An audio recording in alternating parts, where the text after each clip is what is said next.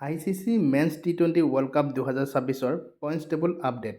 এই পইণ্টছ টেবুলখন last update কৰা হৈছে 12 ফেব্ৰুৱাৰী তাৰিখে। পইণ্টছ টেবুলৰ গ্ৰুপ এত 1 নম্বৰত আছে ইণ্ডিয়া, 2খন মেচ খেলিছে, 2খনত জয়লাভ কৰিছে, 4 পইণ্ট লাভ কৰিছে।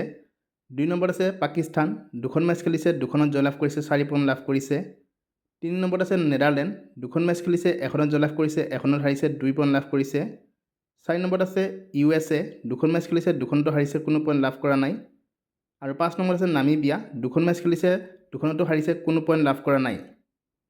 গ্ৰুপ বিত 1 নম্বৰত আছে শ্ৰীলংকা, 2খন মেচ খেলিছে, 2খনত জয়লাভ কৰিছে, 4 পইণ্ট লাভ কৰিছে। 2 নম্বৰত আছে অষ্ট্ৰেলিয়া, 1খন মেচ খেলিছে, 1খনত জয়লাভ কৰিছে, 2 পইণ্ট লাভ কৰিছে। 3 নম্বৰত আছে জিম্বাবৱে, 1খন মেচ খেলিছে, 1খনত জয়লাভ কৰিছে, 2 পইণ্ট লাভ কৰিছে। 4 নম্বৰত আছে আয়াৰলেণ্ড, 2খন মেচ খেলিছে, 2খনতো হাৰিছে, কোনো পইণ্ট লাভ কৰা নাই। আৰু 5 নম্বৰত আছে ওমান, 2খন মেচ খেলিছে, 2খনতো হাৰিছে, কোনো পইণ্ট লাভ কৰা নাই।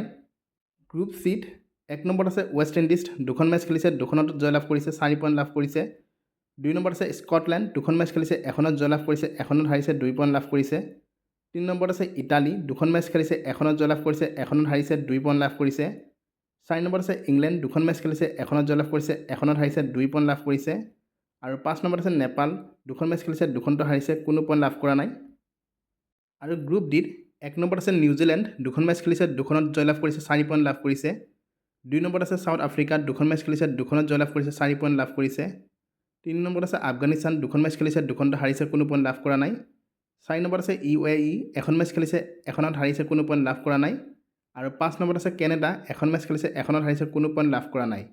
এই পইণ্টছ টেবুলখন লাষ্ট আপডেট কৰা হৈছে 12 ফেব্ৰুৱাৰী তাৰিখে।